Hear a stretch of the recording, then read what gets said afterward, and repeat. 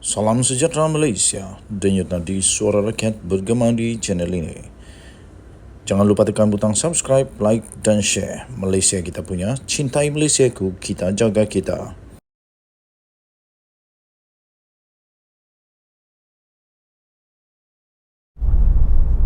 Salam sejahtera Malaysia. Denyut nadi suara rakyat bergema di channel ini. Ada satu laporan pengakuan artikel yang diterbitkan di Syabuddin Hussein. Kalau tidak ditahan SPRM, saya tiada peluang bersihkan diri. Waktu saya dapat tajuk ni, dapat artikel ini, wow, saya, apa benda ni? Kenapa dia ini bersyukur pula dapat bersihkan diri selepas dia ditahan oleh SPRM? Dan siapa dia ini? Saya pun, ini best untuk dibaca. Ini berbaloi untuk dikongsikan. Pada Khamis yang lalu, rumah dan pejabat blogger politik serta pemilik saluran TV, internet, NR Channel, Muhammad Rafi Awang Kecil, diserbu SPRM untuk satu siasatan berhubung dakwaan rasuah. Projek berjumlah 41 juta ringgit melibatkan sebuah kementerian. Wow, orang ini orang yang hebat rupanya. Seterusnya pada Jumaat yang lalu, Muhammad Rafi direman selama 2 hari untuk tujuan siasatan lanjut atas dakwaan telah menerima rasuah sebanyak 1.3 juta daripada sebuah syarikat yang beliau diberi peranan melobi bagi mendapatkan projek tersebut. Sebaik saja berita penahanan beliau terdedak pada umum, pelbagai persepsi dan tanggapan tidak baik segera muncul di pelbagai medium media sosial. Persepsi yang berlegar itu pula dan dimainkan ialah beliau sekarang ini seolah-olah sudah kaya hasil duit rasuah, walhal peranannya hanyalah melobi dan sama sekali tidak memiliki sebarang kuasa mempengaruhi atau meluluskan sebarang projek. Katanya, laporan itu lagi, secara umumnya pula kerja melobi adalah perkara biasa, bukan sahaja dalam perniagaan, malah dalam hampir semua urusan dalam dunia moden dengan bayaran tertentu dikenakan atas persetujuan bersama. Untuk bertemu dengan Presiden Amerika pun perlu melalui dan membayar pelobi terlebih dahulu. Maka bukanlah asing, pelobi juga diperlukan untuk mendapatkan suatu projek, kata laporan itu. Lumrahnya, katanya, tiada syarikat mampu beroleh kontrak tanpa lobi atau tanpa peranan pelobi. Tuan-tuan dan puan-puan, seterusnya, jadi di mana Muhammad Rafi boleh dianggap bersalah dalam hal ini? Kerana peranannya sebagai pelobi adalah secara persetujuan bersama. Muhammad Rafi kemudiannya hanya direman selama 1,5 hari, di mana beliau telah dibebaskan pada tengah hari Sabtu. Pada Ahad lalu, beliau sekali lagi hadir ke pejabat SPRM untuk menyelesaikan beberapa perkara lain berkaitan dengan siasatan tersebut.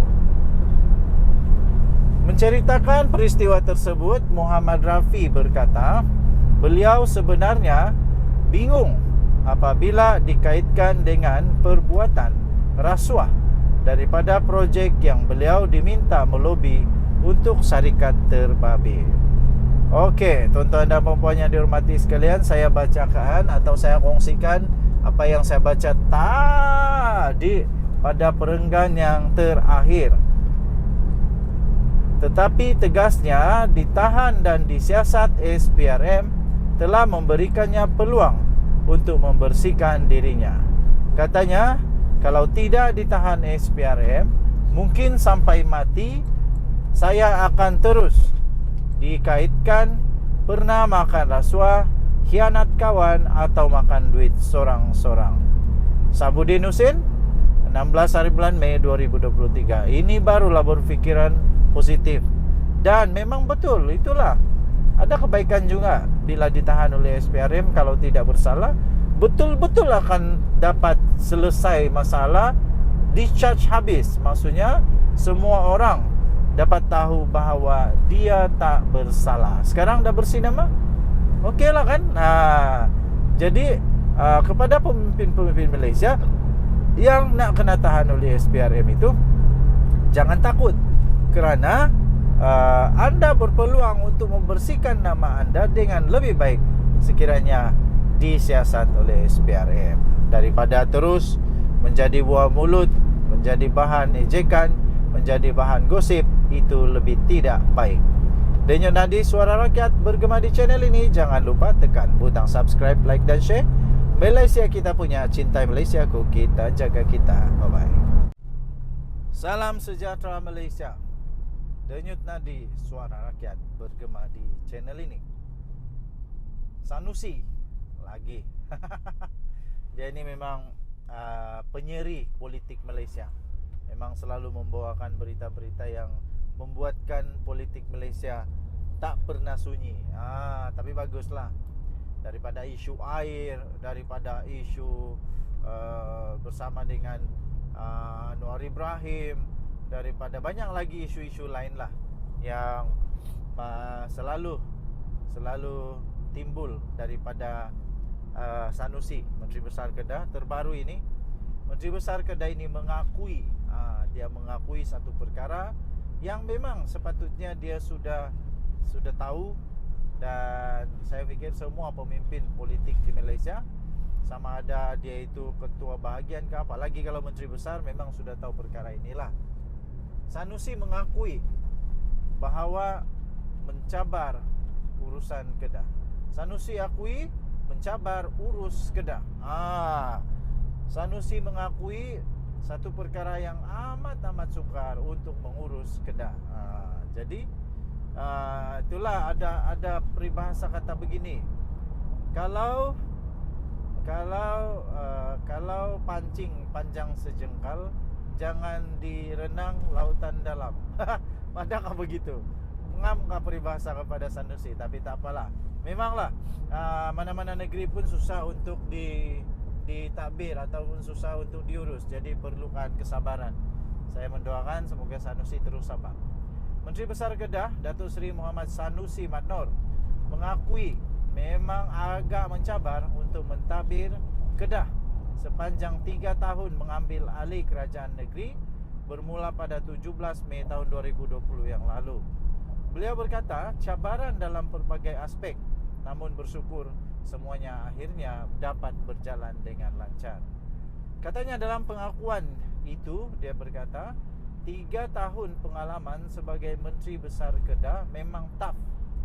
Memang tough. Kedah adalah negeri yang mencabar untuk diterajui. Janganlah cakap. Negeri lain pun ada cabarannya tau. Kalau nanti tanya orang Sabah, mana yang lebih mencabar, Sabah ke Kedah, tak tahulah. Sama sajalah. Yang pasti mana-mana negeri memang ada cabaran. Selangor yang begitu maju pun ada cabarannya juga. Sekecil-kecil Pulau Pinang pun ada cabarannya juga. Sekecil-kecil negeri-negeri yang kecil seperti Perlis contohnya pun ada cabaran juga. Mana-mana ada cabarannya yang tersendiri. Katanya semua tokoh besar yang telah menjadi Menteri Besar Kedah sejak dahulu hingga saya yang terakhir sebelum saya, katanya semuanya orang yang hebat. Katanya pada satu sidang media di Wisma Darul Aman pada Rabu. Wow, adakah ini juga komplimen kepada Mukris Mahathir yang juga bekas Menteri Besar Kedah? Adakah ini adalah komplimen kepada dia juga? Wow, tahniah diucapkanlah. Memang saya akui pemimpin-pemimpin negeri Kedah memang hebat-hebat. Ahli Dewan Undangan Negeri Adun Jenari itu turut bersyukur kerana berjaya menamatkan pentadbiran sehingga tamat tempoh penggal sebelum diadakan pilihan raya negeri PRN. Saya kagum antara yang lama mentadbir negeri Kedah, seperti Tan Sri Osman Arif, lepas tu Datuk Seri Diraja Syed Razak Syed Zain, selain Tan Sri Azizan Abdul Razak yang genap 5 tahun pemerintah katanya. Wow. Tahniah diucapkan kepada semua, dan saya mendoakan semoga negeri Kedah akan terus maju jaya, aman makmur, sentosa dan diberkati oleh Tuhan Yang Esa. Denyut Nadi, suara rakyat bergema di channel ini. Jangan lupa tekan butang subscribe, like dan share. Malaysia kita punya, cintai Malaysiaku, kita jaga kita. Bye bye.